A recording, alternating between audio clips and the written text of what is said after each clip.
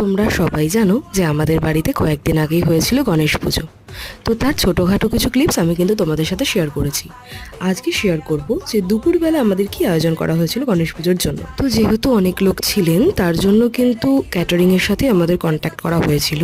আর দুপুরবেলা কিন্তু আমাদের যে খাবার দাবারের ব্যবস্থা সেটা করা হয়েছিল আমাদের ঠিক বম্মার বাড়ির ছাদে, আর পাশে কাকিমার বাড়ি সেখানে। আর আয়োজনের মধ্যে প্রথমে দেওয়া হয়েছিল ফল প্রসাদ, তারপরে চলে এসেছিল গরম গরম খিচুড়ি, লাবড়ার তরকারি, সাথে পোলাও, গরম গরম বেগুনি, আলুর দম, চাটনি, পাঁপড়, পায়েস। কিছু কিছু ক্লিপস তুলতে পেরেছি, কিছু কিছু পারিনি। আর তারপরেই কিন্তু শুরু হয়ে গিয়েছিল প্রসাদ বিতরণ পর্ব। আমার বাড়ি থেকেও সবাই এসেছিল, তো একে একে সবাই চলে যাচ্ছিলো, এই যে বাবা, তারপরে মাও বেরিয়ে যাচ্ছিল টাটা করে।